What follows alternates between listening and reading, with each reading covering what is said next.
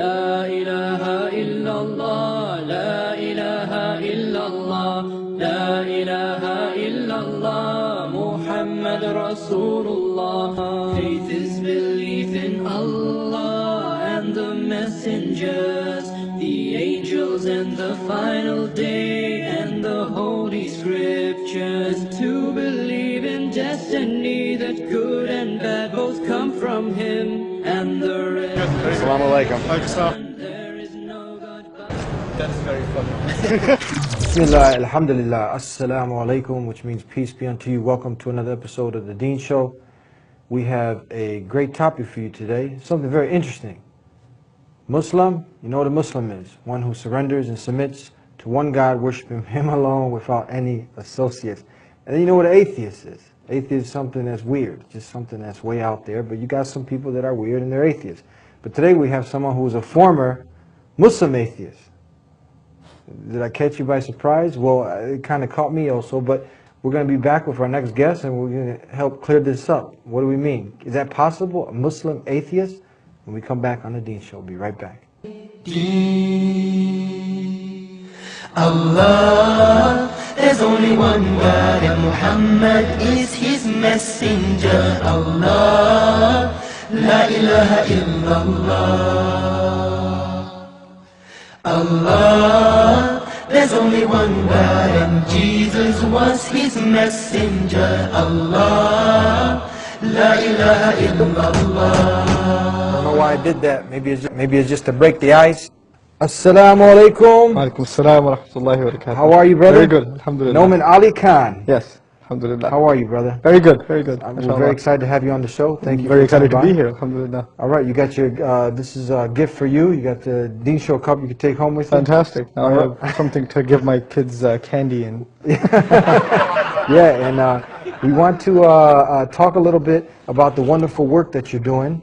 But before that, we're going to talk about what I just had mentioned, Muslim atheist. Is that even possible? I don't think so. But it kind of happens in the closet sense. Oh. What he was referring to and what you were referring to is a little bit of an internal struggle that I went through when I was at the age of about junior in high school, senior in high school. Basically, it was a loss of religion. So when I came to the United States, this was about in 9th grade, it was a culture shock. And a lot of the values that I was raised with were all being questioned all at the same time. And there was really nobody that I could talk to or verify my own beliefs with.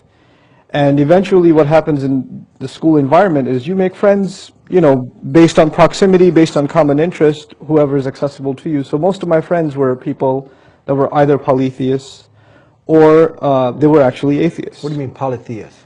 Some Hindus, some Buddhists.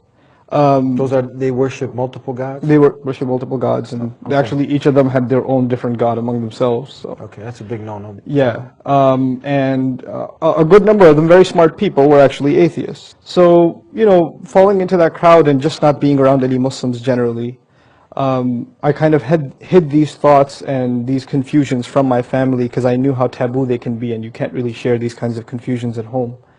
So I kind of learned to live with them.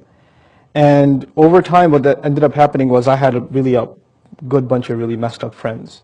And my company became such that I actually had a hatred almost for the concept of God. I thought it was a detestable concept.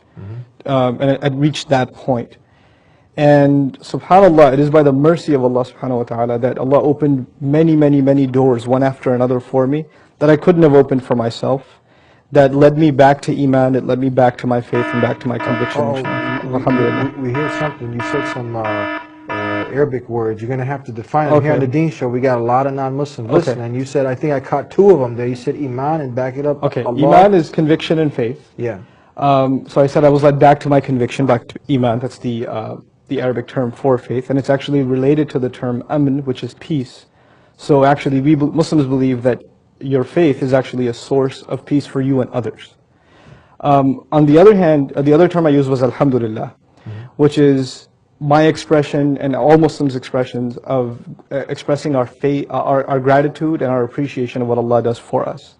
So And you said Allah subhanahu wa ta'ala also. Allah subhanahu wa ta'ala. Subhanahu wa ta'ala, I mean, Allah is His name, His glorified name. Subhanahu, that part of it means how perfect He is. That's the raw translation of subhanahu wa ta'ala, means how elevated, how high He is. Meaning we aren't to say something that is belittling the status of Allah. Okay, they can put their Arabic books away now. Okay, So, cool. So were your parents, were they devout Muslims? Were they practicing? Were they not practicing? They were semi-practicing Muslims. I wouldn't call them strictly religious, Yeah. but there was some practice in our home. My dad was fairly regular with his prayers.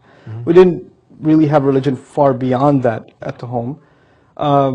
But really, religion and belief became a thing that I associated more with my friends than I did with the family over time. And actually, it reminds me of a famous statement of the Prophet ﷺ. The Arabic goes, "Al-mar'u ala dini khalilihi, falyanzur ahadukum man yukhalil." What that means is, a person depends on the religion of their friend. And watch out who you make friends with. فَلْيَنْظُرْ أَحَدُكُمْ مَنْ يُخَالِلْ. And those words actually ring a really strong bell with me in my life, and have a great impact on the advice I give to other youth. Because no matter how smart you think you are, or how on top of your faith you are, it's just a matter of having messed up friends, and you're just going to get just as messed up, if not worse than you are now, depending on that. So I was at that stage in my life, and there were two kinds of doors that Allah opened for me.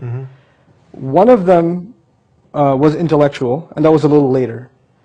But the other one was social. Allah opened a door for me in college where I met a person that I would probably never have associated, imagined being friends with, and I kind of, you would call it by chance, ran into him at, just sitting in the hallway, just hanging out.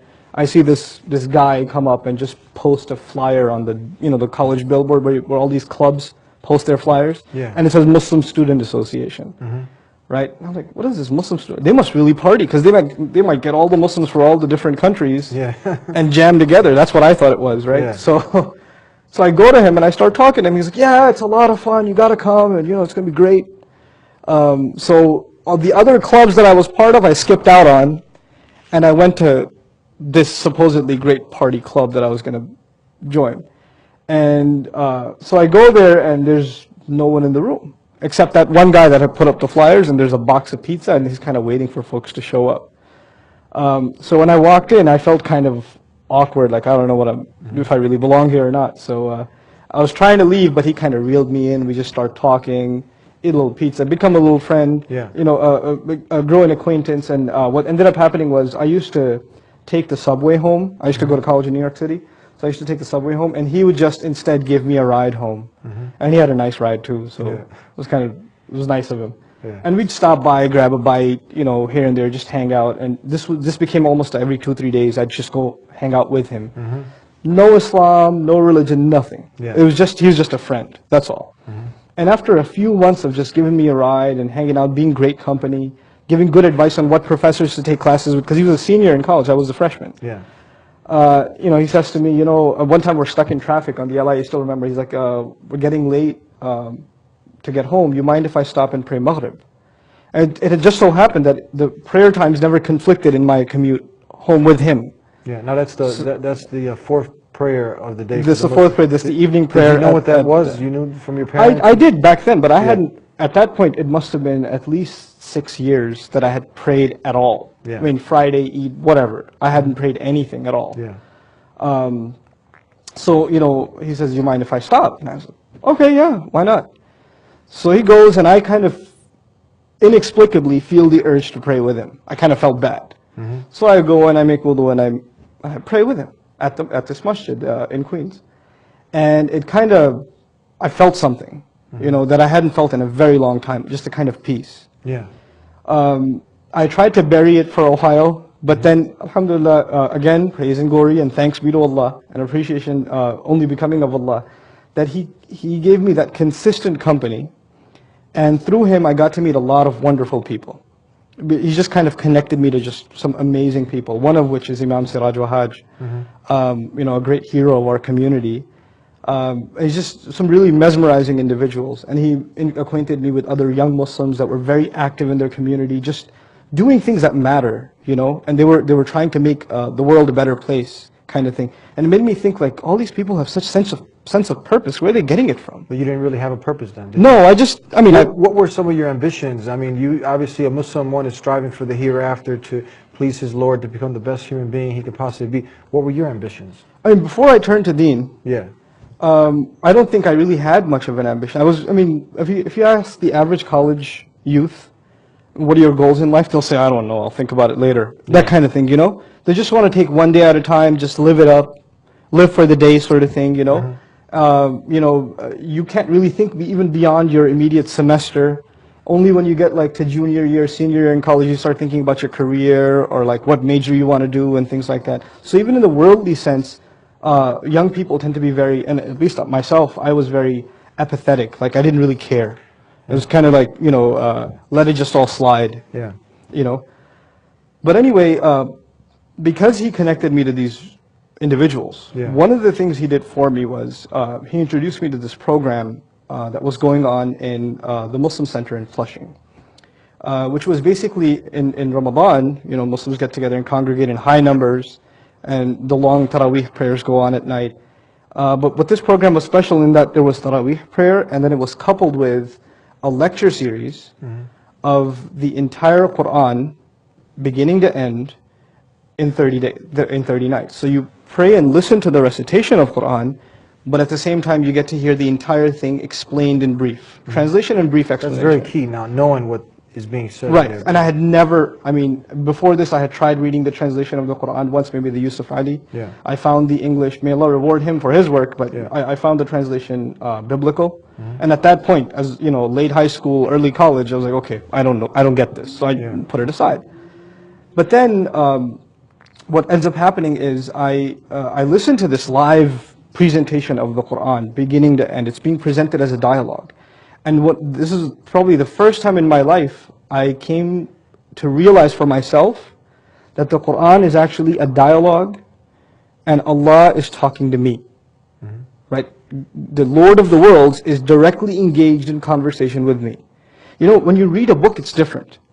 But when you hear a conversation, it has a different effect. Even now, like if you read an article of a great speech or a transcript of a great speech, it won't move you like that. But if you were at that speech, and it was the orator knew what he was doing, that would really, it would rattle you, right? So this ends up happening to me. I'm just mystified by this book. And I spent those 30 days, the thing was long. It was like one juz, a 30th of the Quran every night in explanation, with the prayer. So this was like an 8 p.m. to like a 2 a.m., 3 a.m. endeavor.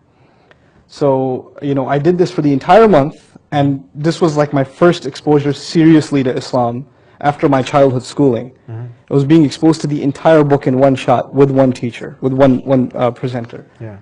And at that point I had started listening to other lectures and talks by different speakers and presenters on various topics, just gaining curiosity in Islam. But of all the things I had heard, I had never heard something so moving as the Quran presented itself. Let it speak for itself. So at the end of the 30 days, I went to the presenter, his name is Dr. Abdul Sami, and I said to him, a lot of people are doing things for Islam, but I want to do what you do. How do you do what you do? I want to be what you're doing. Now hold that point. We're going to get to that. And tell us, before you went and you had this experience being an atheist, did you check into any other religions like Buddhism, Christianity? Did you like kind of... I took a lot of philosophy courses in college. Philosophy? Yeah, and it was actually more of a turnoff than anything else. I was very dismayed, first of all, by other religious theologies, because the inconsistency wasn't even something you find later on. It's right on the front page. You don't even have to go further to... You saw it on the front page. It was like just move on. You know. And it generally turns you off from religion in general, because you figure, okay, this religion doesn't make any sense. By assumption, all religions must be this nonsensical, right? And this is what a lot of people do, actually. They find one religion that doesn't make sense, so they make that assumption for all religions. They say, they're all man-made, or they're all this way or that way. I did study some Islamic philosophy in college, but it was presented by a Zoroastrian professor, most probably an agnost himself. So he presented it in a very strange kind of way, so I didn't really see anything to it. But though in my mind, I was already, the idea of Islam being more than just a spiritual thing, it being an intellectual thing, was fermenting. It was in the back of my mind. Why do you think this is very important? Because I'm sure there are people, closet Muslims, or people who are born into families that are Muslims, but you have to make a subconscious decision to submit yourself. Yeah. So it's not by default, now you just got it made. I got two things to say about that. Yeah. Atheism Uh-huh. is actually a conscious decision. It doesn't occur naturally. Not at all. No. You made a good point. We spoke earlier that when a person's up and hits some turbulence in a plane, Yeah, and this is what Allah says in the Quran. he turns off his atheism. It just, for those few seconds, oh God, save me. Yeah. You know? Or they say there's no atheists in foxholes. Yeah. Yeah. So, so now you have, so that's one thing about atheism. The other thing about atheism is it's actually not rooted, at least from all the atheist friends that I had, it's not rooted in something intellectual. That's the facade. It's actually rooted in something psychological. These people are either traumatized, or they had a really bad experience in life, or they've seen something that they were really emotionally disturbed by. They decided to blame God for it, right? And as part of their reaction against God, you know what? What's the biggest offense I can do? He doesn't even exist, right? Yeah. So it starts with questioning God, and then moves on to the ultimate, supposedly offense against God. I don't even think He exists. So this would be something, like I said earlier, this is weird. Isn't it weird? It is weird. It is. To me, it's actually a disorder. Yeah. And these are disturbed people. If you've come to the conclusion of atheism, first of all, you've made an absolute statement about something you have no idea, right? The agnost is different from the atheist. The agnost at least says, I don't know. Maybe there is a God, maybe there isn't. I don't have a way of knowing. In that, at least there is some acknowledgement of humility that I don't know, right? At least there's that much, and we can work with that somewhat. But the atheist, with explicit, absolute, certainty, says there's absolutely no way there's a God. And he's absolutely denying something that he can't even see or judge. So basically then he's saying, he or she, if I can't see it, it doesn't exist, right? If I can't see it, it doesn't exist. This is the essence of their intellectual problem, right? They say that, the only thing that can be judged is empirical evidence, meaning the five senses, science, this is what exists. That's it. But even then, who decided what the five senses are? Who decided that these are the only sources of knowledge, etc.? No answer. Where does love come from? Where does hate come from? Where does fear come? Emotions? Where does hope and aspiration come from? Oh, they're just chemicals in our body. So they want to reduce the human being even to just a sophisticated animal. And because they've done that, you'll find these different kinds of weird crimes in our society that you never found in history. Like the craziest kinds of things, sickest kinds of things people do when they have no sense of consequence. They have no purpose left in life.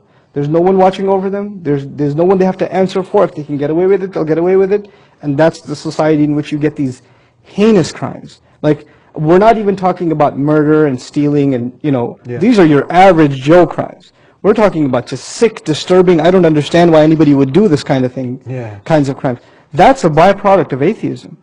You've taken hope and purpose away from people, and Allah calls them animals, or even worse. This is the even worse part. So tell us, maybe there's somebody here that, he can relate to what you have to say. He might be somehow covering up that belief in the one God and something that's really rational, and he doesn't want to be weird anymore. Yeah. How would you invite him and give him some basic dawah, inviting him and to something that's natural? I could speak from my personal experience. Yeah. On the one hand, you have to have sincerity, and nobody can put that in you. You have to beg for it. If you kind of even say, if there's a God out there, I need sincerity. I sincerely seek you out. I'm sincerely in search of you. Ask for the guidance. Ask for the guidance. The other thing is, beyond that leap, beyond that seeking of guidance, what brought me to absolute conviction after my background in philosophy and this atheist phase and rationalizing everything, that exposure to Quran that I had wasn't just a spiritual experience. It was actually a very powerful intellectual experience for me. Like, every major argument I had against religion or God was answered without me having to ask a question. I was just listening to Quran carefully, and it was like there were a lot of knots in my mind, and it was just undoing them one after another. The Quran answered all the questions, Yeah. all the doubts that you had. All the doubts that I had. I think that's one problem people have. They might be born in a family of atheists or some other religion, and they use their intellect and they see that this stuff don't make sense. It's weird. Yeah. And now they paint everything with the same brush. But is Islam true. is not that? Islam is not that. But I tell you one more advantage that I did have is that I had somebody who had given their life to studying the Quran, Yeah. simplifying it for me. And this is a big deal. Like, even the average person, if they read the Quran for themselves, right, they will get guidance. I know people that went to the public library, read the Quran, and became Muslim. Yeah. Right? And this does happen. But there's also the chance of you reading the Quran, and because there are so many passages that are contextual, and if you don't understand that context and that entire scenario, you're not really going to get what it's saying. So you might even read the Quran and come out a little confused. You might say, I wonder what that's about. Yeah. Or why is this here? Why is that there? And this is what actually some evangelicals like to pick on, right? Yeah. They'll take a bit and piece of the Quran, and they'll take it out entirely out of context, out of historical and textual context, and say, aha, look at what your book says, right? But look at the flip side, just on quoting out of context. The Quran says, وَيْلٌ لِلْمُصَلِّينَ الَّذِينَ هُمْ عَنْ صَلَاتِهِمْ سَاهُونَ. There's two verses, if you will. I like the word ayah better rather than verse because it's proprietary to the Quran. It says, the ultimate destruction is to fall upon those who pray. That's the first verse. Those who, in regards to their prayers, are heedless. They're careless in regards to their prayer. Now, if you just take the first verse and say ultimate destruction is for those who pray, and you forget the rest of the context, you get this crazy conclusion that the Quran is saying people who pray are destroyed. But it's talking about people who don't care about their prayer, who make a mockery of prayer, right? So context is really important, and that's the benefit I had with this teacher. The entire Quran presented in context. And it really, without doing any formal training in Islamic studies, this was my first exposure formally in Islamic studies, in a thorough way. What this did for me was basically solidify, this is what I have to study. If I want to confirm my conviction, I have to become a student of this book. So over the last 9 years or so, and it's still going on, first I became a student of the Arabic language. Then I became a student of it's a specific science in Islamic studies called the science of tafsir, which is the science of studying the explanation of the Quran, the scholarly explanation of the Quran, in connection with the other sacred literature in Islam, the Sunnah. So the Quran and Sunnah come together and you properly understand tafsir, though there are other components too. So I became a student of this area specifically because it brought me to the deen. It brought me to my conviction. It pulled me out of my darkness into whatever light Allah had brought me to. So I stuck to this topic. There are other topics in Islam. You could study fiqh, you can study aqidah, you can study many different topics. I studied them so much as they apply to my personal life, but as an endeavor, I stuck to two things: classical Arabic studies and Quran-related studies. And within that journey, what happened was, in the first couple of years, I was looking at the message of the Quran, understanding comprehensively its lessons, its teachings, its overlying themes, right? So like the bigger picture of the Quran. But then over the last, I think about 4 years now, my focus changed to what makes the Quran miraculous. So the first part was the message of the Quran, and the latter part became the miracle of the Quran.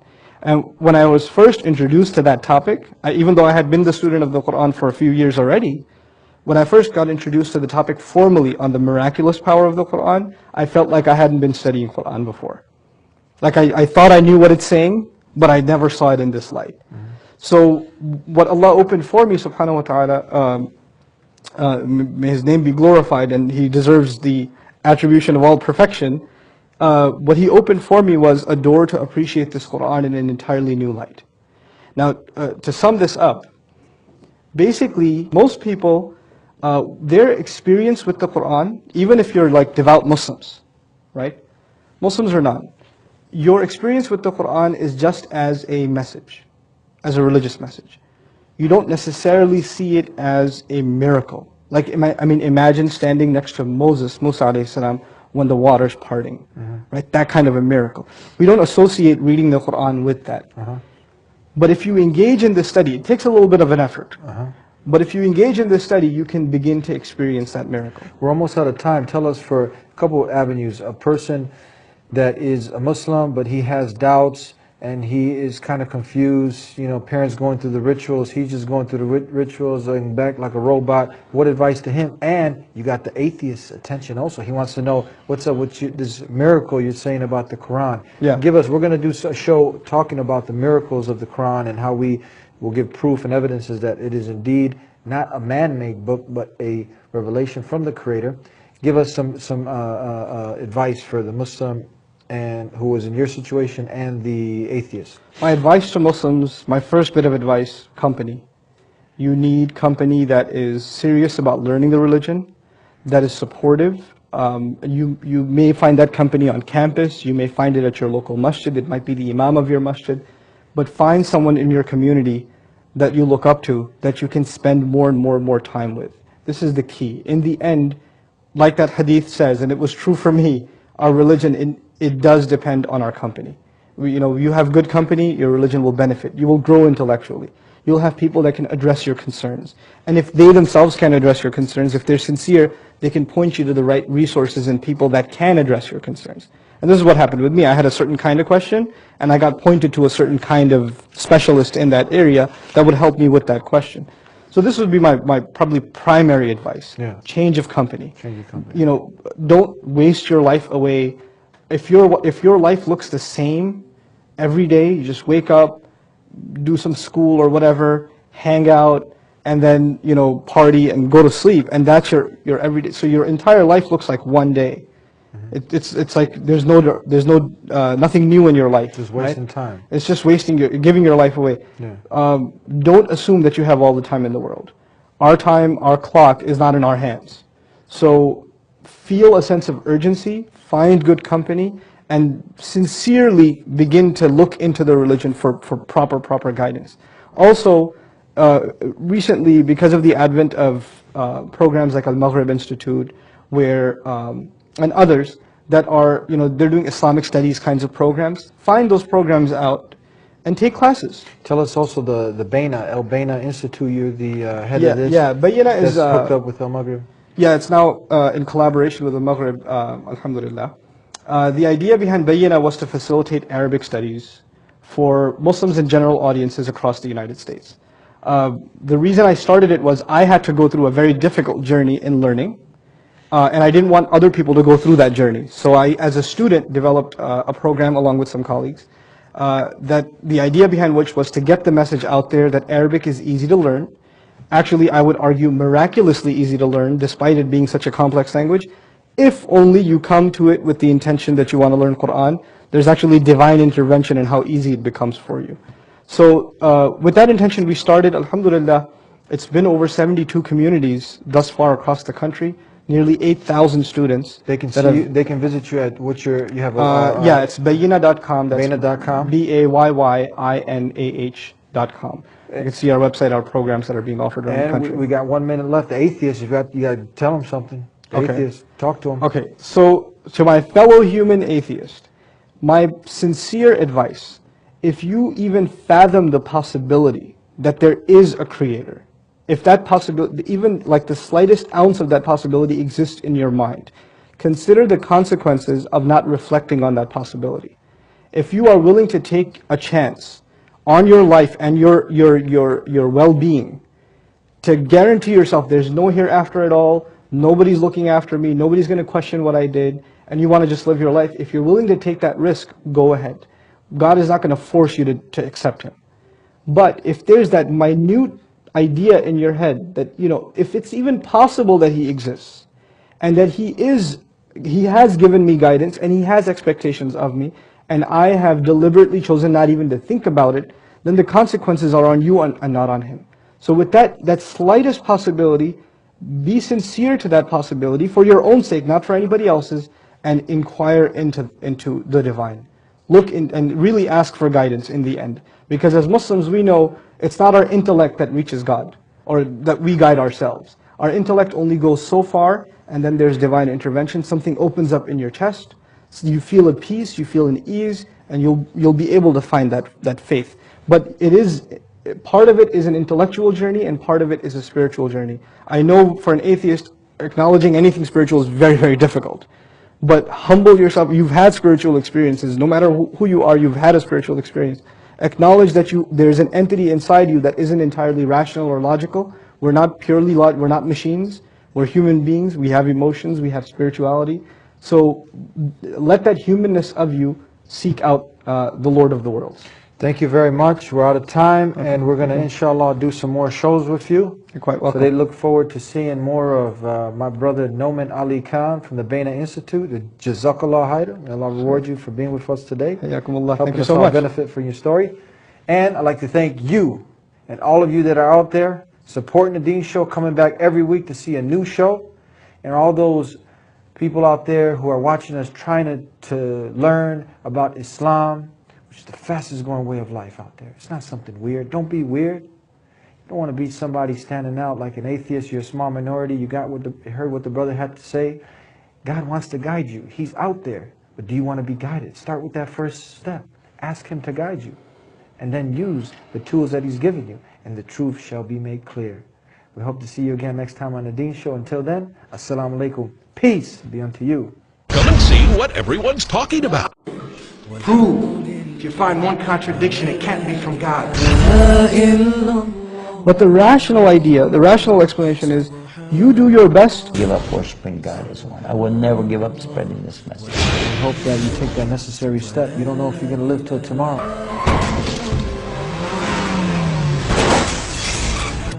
So you got to find that urgency to do the right thing right now.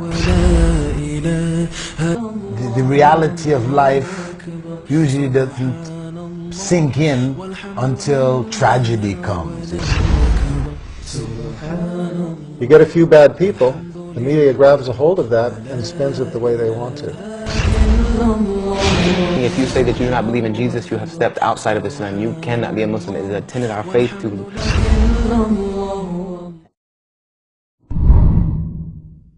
It's cold, it's late, everybody's sleeping. I arise and ask Allah to forgive me. Oh Allah, you see, oh Allah, you know all the sins I do. I turn to you to forgive my sins of my heart. I'm your sinful slave, you're my loving Lord. I'm the one who runs away, oh Allah, guide me.